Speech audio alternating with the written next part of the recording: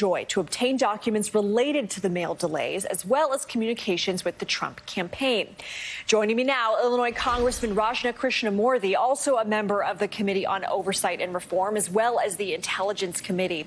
Congressman, I want to start with this effort to get more documents from Postmaster DeJoy. DeJoy has already said he's going to reverse these recent implemented changes until after the election. Clearly, that's not enough for your committee. What he said was he was going to suspend further operational changes, but he didn't say he would reverse the actions that he already took, such as, for instance, putting back the hundreds and hundreds of mail sorting machines, which are really crucial for efficiently processing mail, especially given that we're going to have such a surge in mail-in voting coming up on the election. Is there anything that Congress can do to find out more about the root of these delays and try and remedy them? Yes, and that's why we asked Mr. DeJoy to produce these documents. We gave him time to do it cooperatively and voluntarily, and they did not produce the documents. And that's why our chairwoman, Carolyn Maloney, along with our committee, issued the subpoena.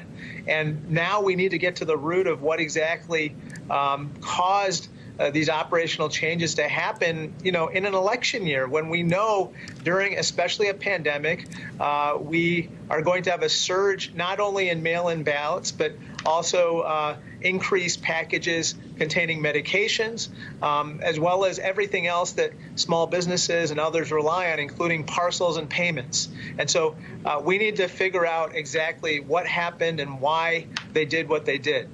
And you also opened a probe this week, this time of White House trade advisor Peter Navarro over his handling of contracts dealing with ventilators. This comes after the administration actually terminated one of his contracts because your committee found the government actually overpaid by some $500 million. So what have you learned so far, and what do you hope to accomplish with this probe?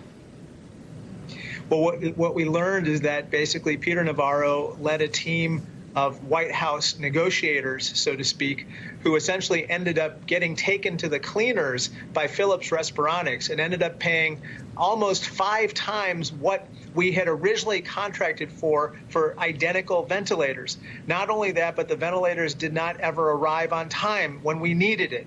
So now we have asked for documents as well as Mr. Navarro's testimony on September 16th, because A, we want to know how did we come to this situation where the negotiations were handled so incompetently, and then what other contracts has Mr. Navarro actually touched? Because is this the tip of the iceberg where this debacle that happened with regard to ventilators is present or permeating all of our procurement efforts during the pandemic?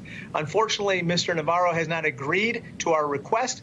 Instead, he's been going on Fox News a lot to talk about this particular contract, including tomorrow. And so I just asked his hosts and anchors tomorrow to ask him, why not talk to us in Congress on September 16th about this contract and let the American people know exactly what happened? Yeah, he's also been pushing hydroxychloroquine, saying he's sitting on a stockpile of it, even though its efficacy as a treatment and prevention tool of coronavirus have been widely disputed. Finally, Congressman, before I let you go, after the RNC, Democrats talked a lot about investigating possible Hatch Act violations. We saw Pompeo speaking in Israel, the national naturalization ceremony with acting DHS Secretary Chad Wolf.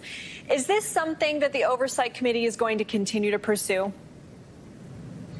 Yeah, absolutely. We have to pursue this because it's Government 101 that official resources should not be used for political purposes. And here we need to hold to account the administration and anyone else who were using official resources as well as the time of White House employees and other government staff to put on this convention. That's clearly wrong. And in the lead up to the election, the American people need to understand exactly why this happened and how these resources were spent wrongly. Congressman Rajna Krishnamurthy of Illinois, we covered a lot with you. Thank you so much. Thank you so much. Still ahead, what the new unemployment numbers don't